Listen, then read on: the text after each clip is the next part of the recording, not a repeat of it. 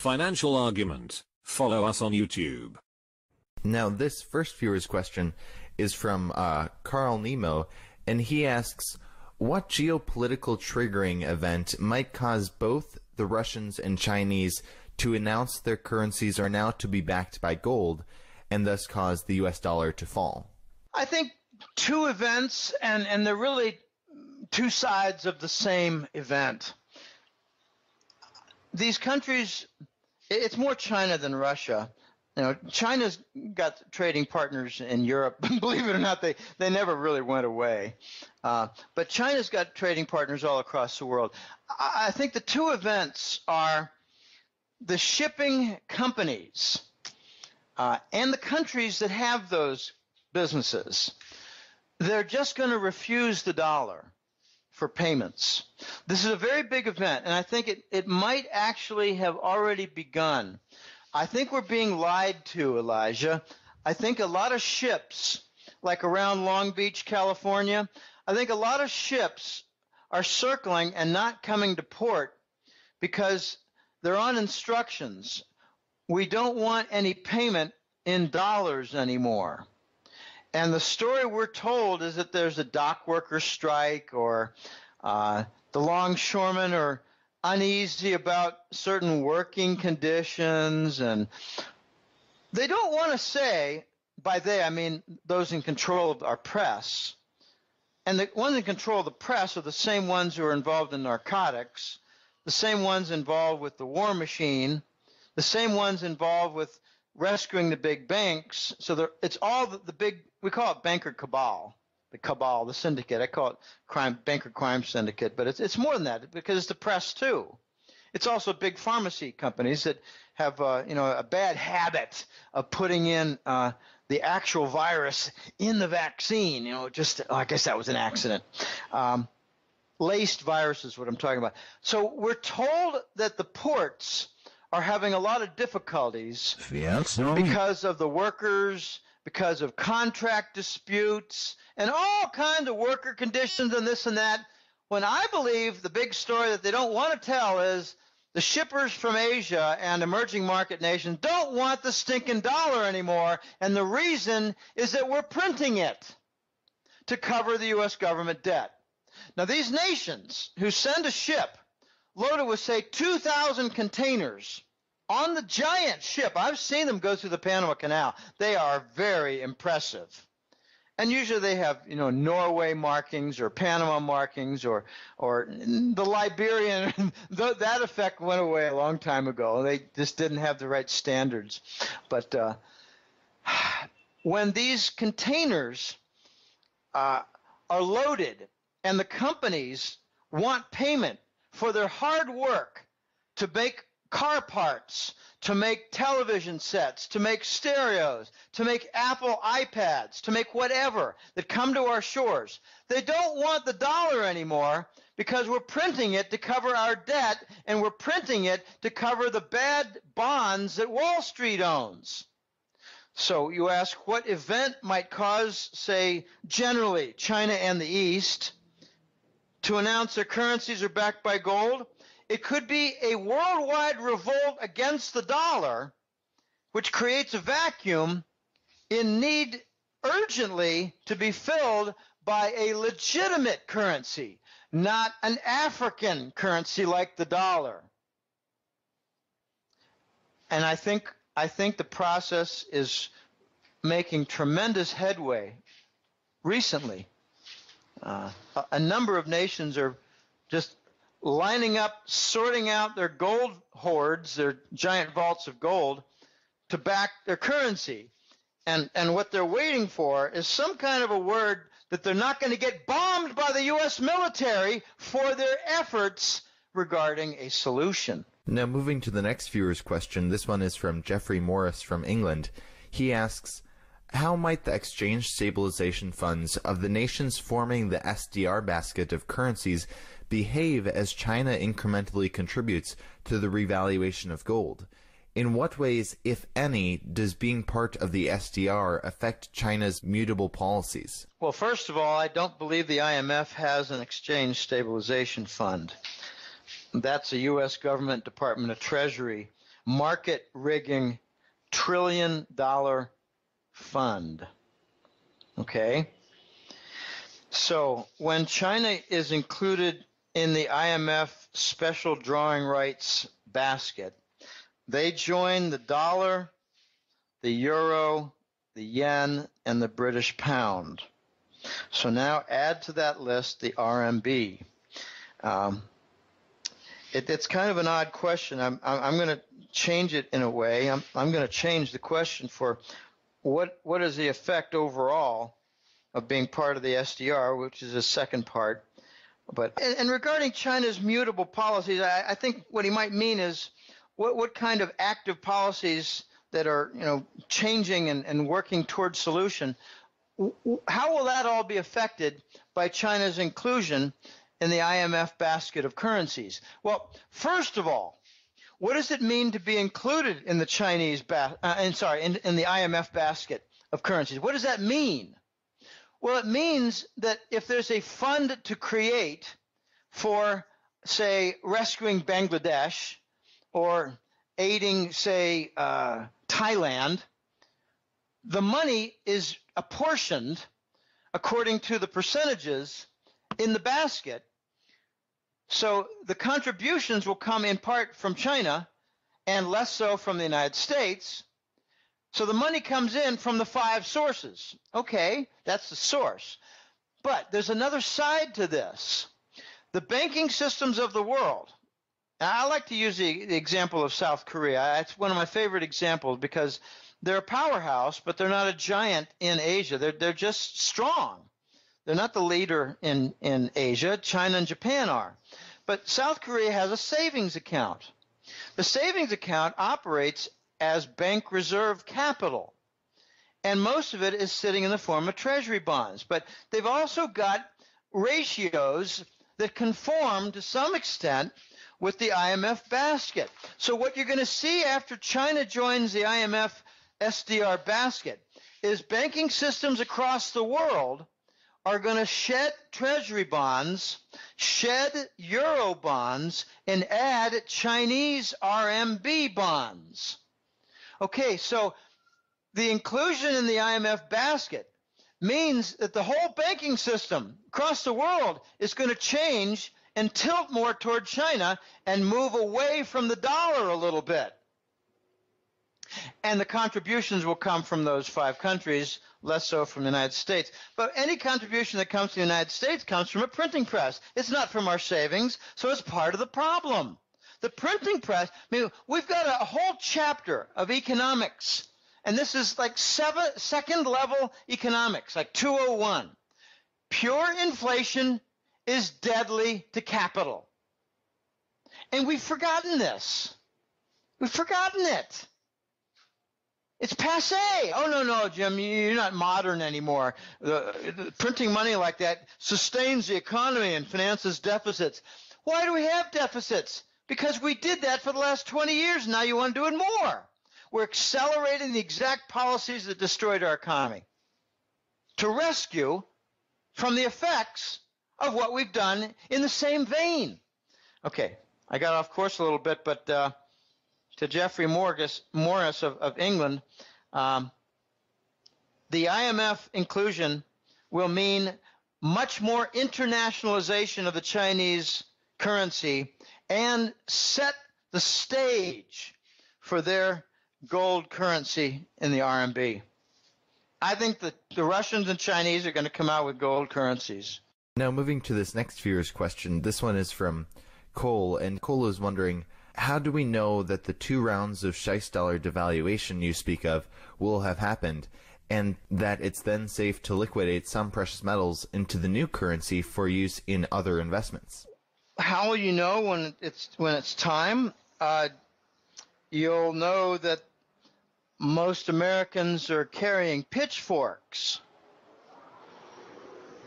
If it's not to be a recognizable event, then you won't have a pulse.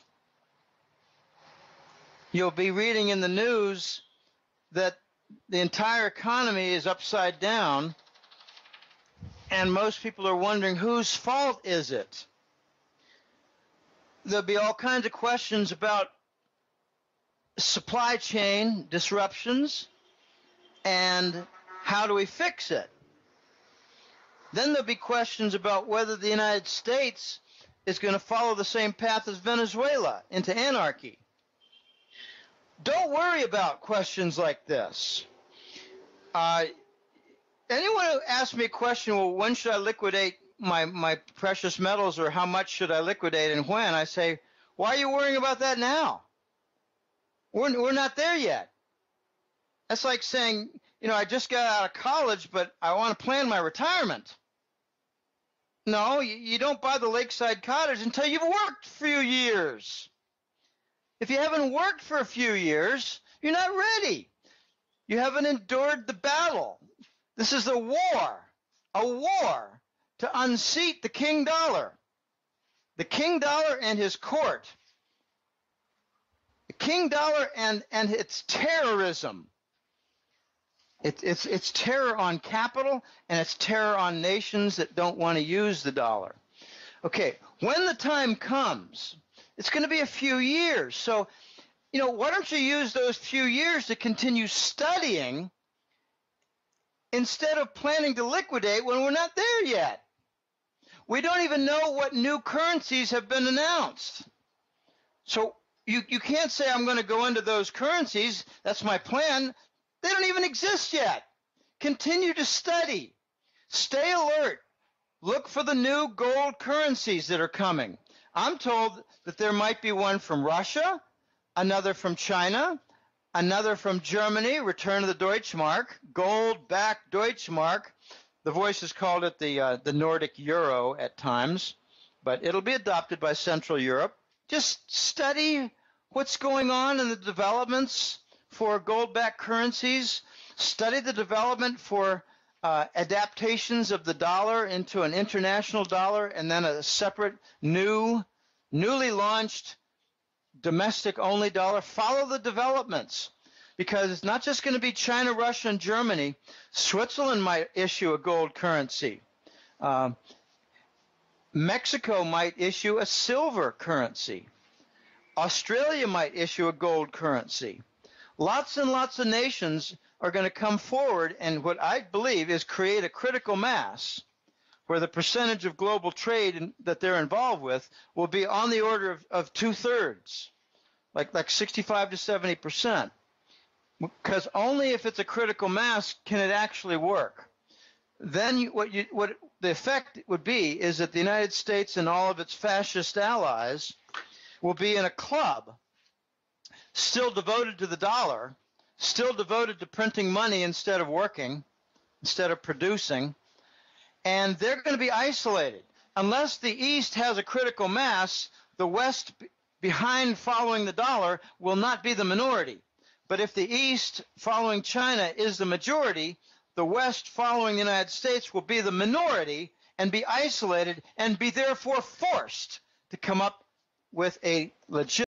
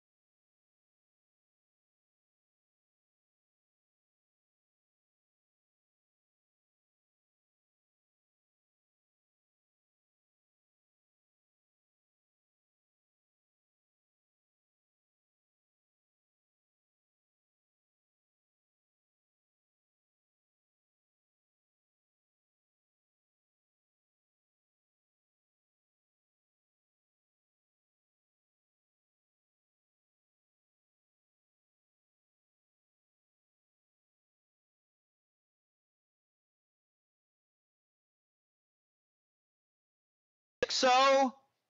Do you think instead they're going to raise your debt levels to make you more a debt slave because they can? Hell yes. The debt balances, I think, are going to be increased, and they're going to say, in order to conform with their previous value before devaluation.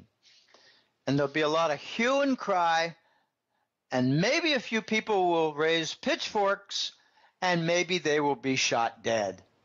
This one is from John from Georgetown, Texas. He asks, do you think disabled vets will lose their pensions alongside Social Security, IRA, public and private pensions, and the wipeout of bank accounts? Well, I don't think they're going to lose all their pensions. I think they're going to be forced, any pension funds are going to be forced into special U.S. Treasury bonds.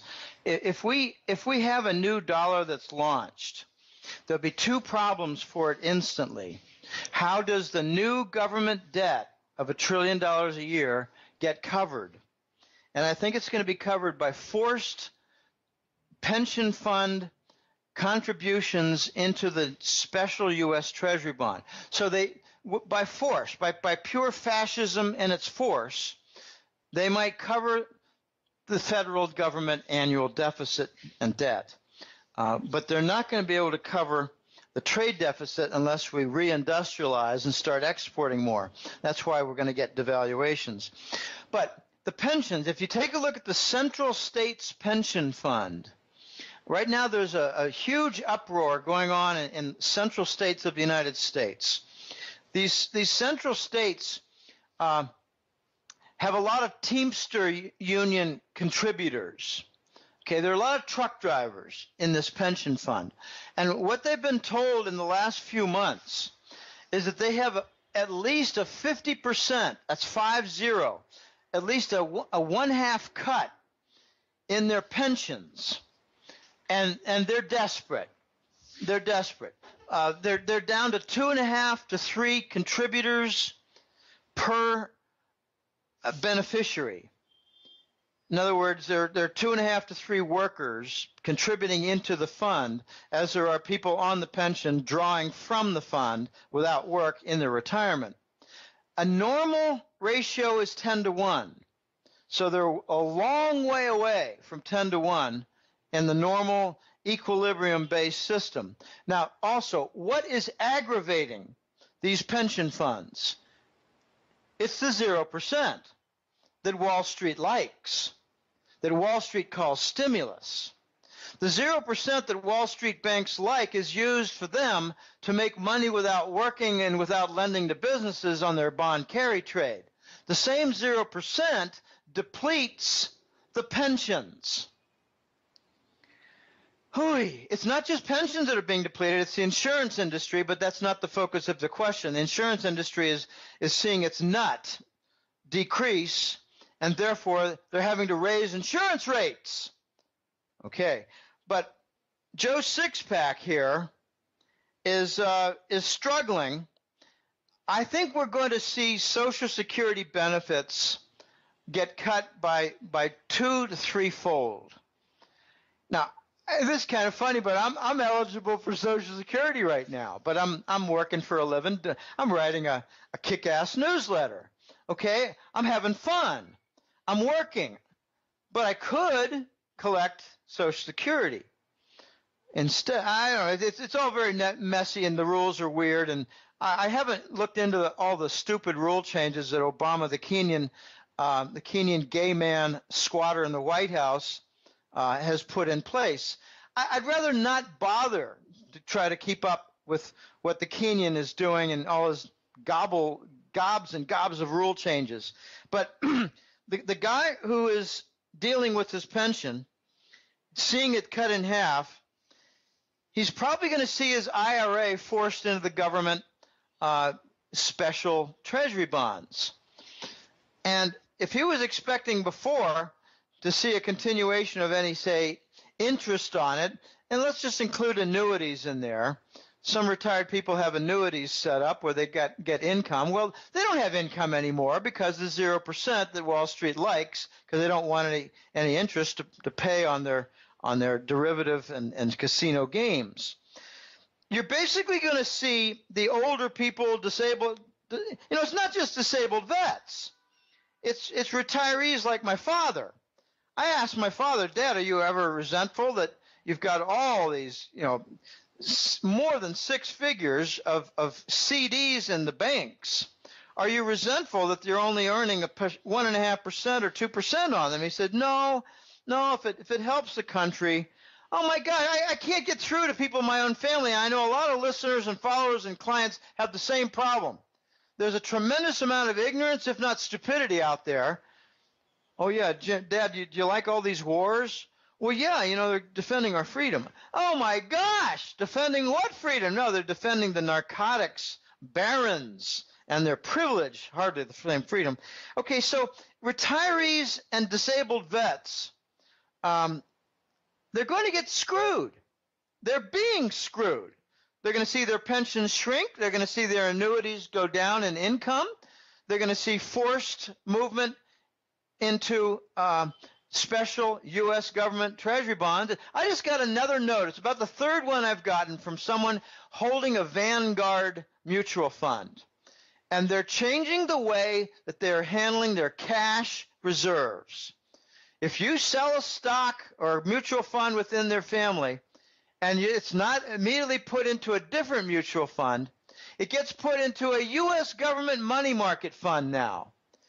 And the clients are starting to suspect that these Vanguard money market funds that sweep out all the cash that's idle, these Vanguard money market accounts might be a precursor for the special U.S. government treasury bonds.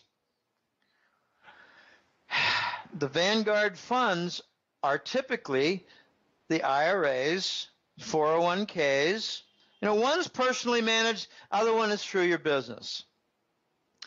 I think we're going to see before too long, before too many more months. We already saw a good indication. It was early 2015 or late 2014. Obama, the Kenyan squatter, put out a new rule that all the U.S. government pension funds, government workers who have a pension fund, all of it will be put into a special U.S. government treasury bond to help finance the government debt. This next question is from Lynn from Vancouver. She asks, love to hear some discussion on the debtors of the global debt. Why no talk of uniting worldwide in a mass default and stick it to the central banks? Keep hearing talk of this debt crippling countries, but isn't this extortion? The so-called debt seems to get a whole lot more respect than it should all around. So did you want to discuss a little bit about this? Yeah, well, this is, I hate to say it, but this is a real naive question. The bankers are in control. They pretty much run Washington and the U.S. government. They run the central banks, and they run the European Union Commission. They run everything, and they make all the rules. So you're asking, why are the bankers permitted to continue extortion? Because they're in control. Because they run the FBI, and remember Occupy Wall Street was pretty prominent 2 years ago. They were treated like a terrorist organization. So why do they continue their extortion? Because they're criminals and they're in control. It is that simple. Now this next question is, you have talked about the Scheist dollar for a while now. Please explain when and how it will come to be. What are the signposts to watch for before this occurs? I think an important signpost has already been seen, and that is ships on the west coast of the United States that do not unload. And remember, these same extortionists, the bankers who are in control, they also control the press networks. So when we're told that the shipping container vessels are not unloading, and it's because of dock worker strikes or difficulties with logistics at the port facilities. I think that's a bunch of poppycock. I think the problem is that a lot of the shipments are coming from Asia, or coming from China, and they're refusing to accept the dollar as payment, so they're not unloading their cargo. So how will the Scheist dollar come into being? I think it will be an issue of dock strikes and the Asian suppliers just saying, we're not going to continue. We're going to play a waiting game with you. We'll find other clients. We'll just wait and wait and wait until you launch a new dollar, because your current dollar is corrupt. And you can't go printing money to cover your government debt like Zimbabwe does without consequences. So I think the whole issue, Elijah, for the launch of the Scheist dollar is going to be over shipping, imports coming to the United States, and satisfaction for the supply chain. Speaking of importation, this next viewer wants to know which products are going to go up in price the most after a few rounds of 30% US dollar devaluations. In other words, which items are most reliant on their importation that we should stock up on them before the disruptions? Well, it's not going to be food items or things that the U.S. produces. Although the U.S. does produce only 50% or 48% of its consumed food in the food sector, there's a lot of importing from Mexico and Chile. I remember years back, I used to check it. Wow, look at that. We got tomatoes and pears, both from Chile. That's interesting. Didn't see that in the 80s. Didn't see that in the early 90s. But what do we import? I mean, this is not a complicated question. What do we import? Well, China supplies a great deal of housewares and hardware. You know, like things in your kitchen, towels. Many towels are coming from Pakistan, Bangladesh, Guatemala, Honduras. Okay, those are all going to be subjected to higher prices, but it's really not clear, because I don't know what's going to happen with emerging market nations. You might want to make a distinction when it comes to import price effects of emerging market versus the rest of the world, like Japan, Taiwan, Singapore, and countries like that. Thailand, remarkably, when I was at Staples, Thailand supplied a remarkable amount of office supplies, like little garbage bins for your office made of metal, just lots and lots of things. Little lamps, they were made in China, made in Thailand. Okay, so if it's more of an industrialized nation that does the export to the U.S., or if the imports to the U.S. come from more industrialized nations in Asia, expect the effect on the import prices to be greater. All right, that includes, say, Volkswagen cars.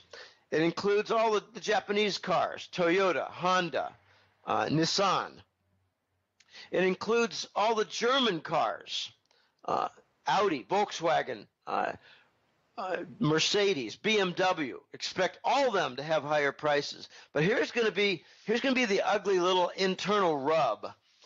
I think Chrysler, among the U.S. car makers, I apologize for my voice. I'm getting over a head cold, and please don't send me dumbass emails saying, Jim, do you have a Coke problem? No, I don't.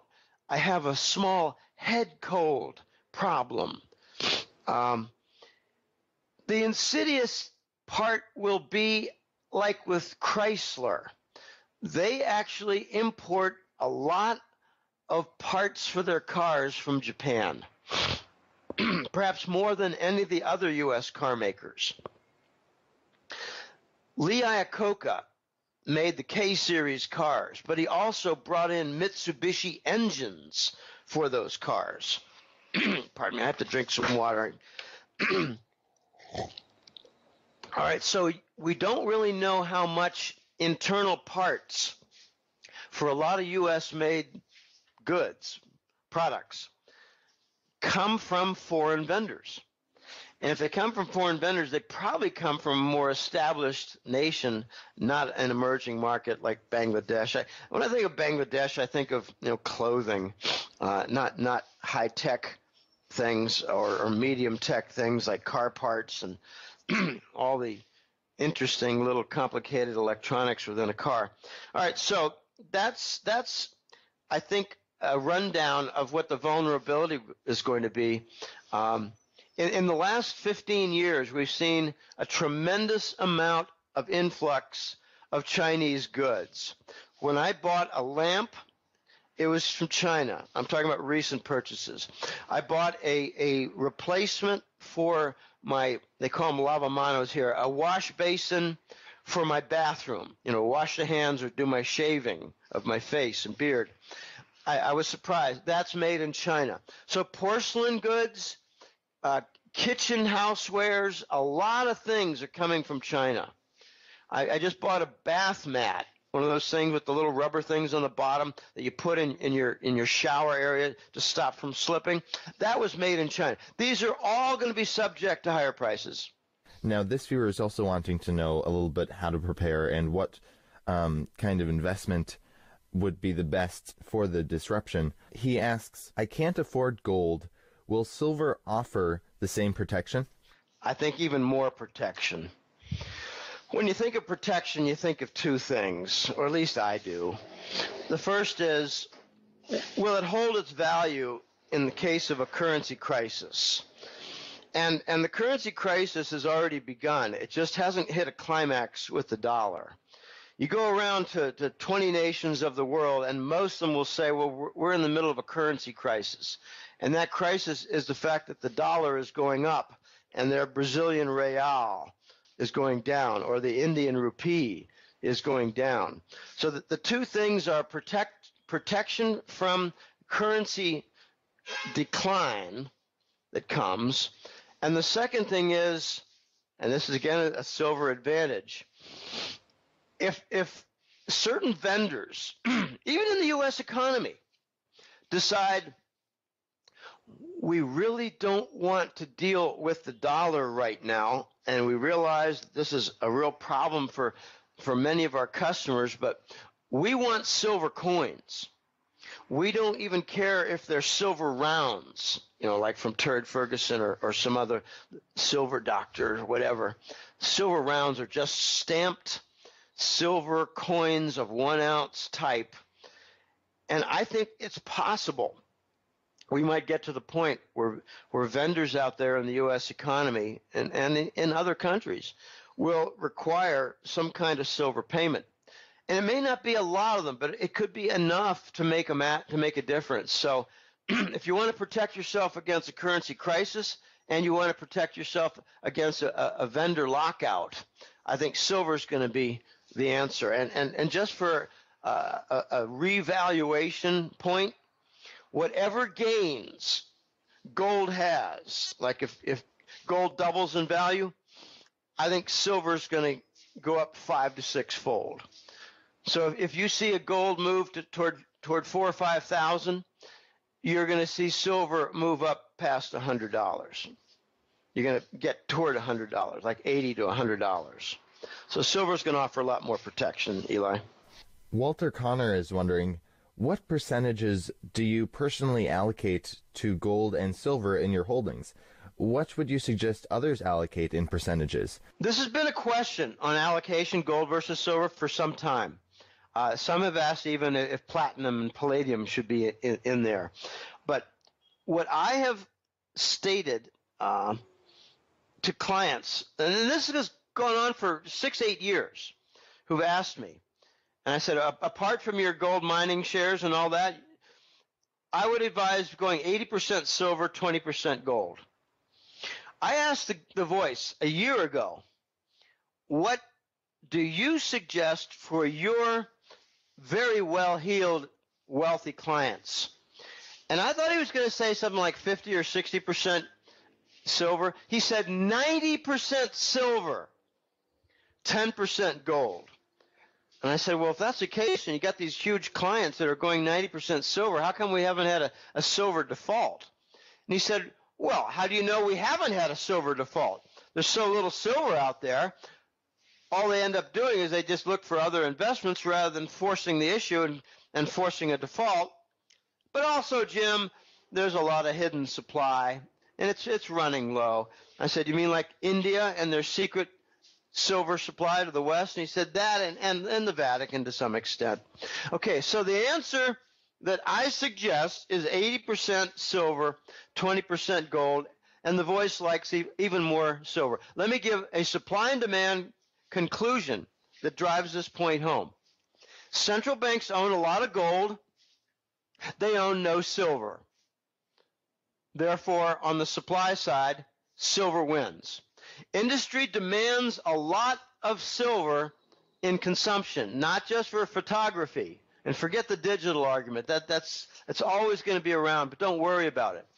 You have photography, you have medical uses, you have electronics, all kinds of electronics. You have cruise missiles that have something like 100 kilograms, 100 pounds, or I can't remember exactly.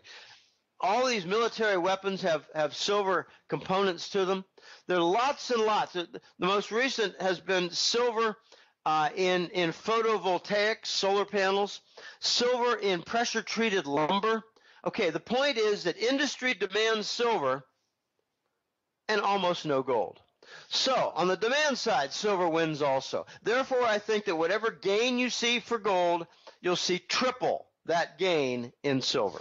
This next viewer wants to know, do you think this recent gold price pullback could be so that the U.S. can lease the Chinese gold at 10 to 13% below spot? Do you think it was their last chance? I don't know. And the problem with a lot of these different reunions and meetings and accords that are stamped out is that they're attended mainly by the elites, by the leaders of government. There's no reporting to the press. There's no lower-ranked congressional members involved. There's no just rank-and-file business CEOs involved. These are all deals cut by the criminal elite in the West with Eastern powers that may or may not be all that corrupt. I tend to doubt that the Eastern powers are anywhere near as corrupt as the West. I think the West is head and shoulders more corrupt. So there was this gold pullback. I tend to think, I was among those who thought, gosh, we're coming up on April 19th and the Shanghai gold fix is coming into view. And not only that, but the Shanghai RMB priced gold contract, futures contract, is coming into being, and we're likely to see a good move here. So we did see gold work toward 1,300, and we did see silver touch 18. But they both pulled back, and I'm quite disappointed. So I've had to scratch my head and try to figure out what's going on. And here's what I've concluded, Elijah, and you can't prove anything here. You have to look for coincident factors to support your view. I think what's happened is the Chinese are not quite ready to launch their gold-backed currency. The Chinese are not quite ready to do a lot more international trade settlement in RMB.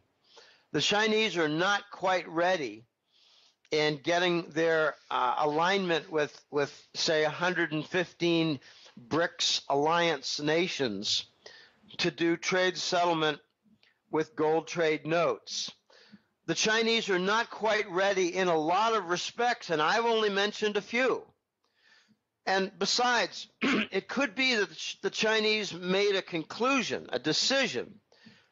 We can still buy more discounted gold from these fools in London and the West at ridiculously, artificially suppressed low prices. So let's put a little delay in. The other explanation that I have is everything's going according to Chinese plan, But we have no concept as Westerners of the level of patience and endurance for their implementing a plan that's more long-range than we have the capability to comprehend. This question is from Eric. He asks, what do you think of holding precious metal miners, and do you see any big risks of nationalization? Oh, I just don't like mining stocks, and there are a couple of overarching reasons why I don't like them. Because they're paper wealth. They're derivatives. And I know that's a very general term, and it's kind of an academic point, but let me bring this back down to earth. I have a very bad taste in my mouth from mining stock investments that I did in 03, 4, 5, 6, 7.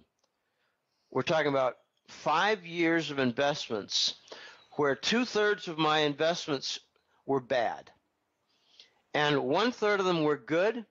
Only a few of them were big winners. Most of them were small winners.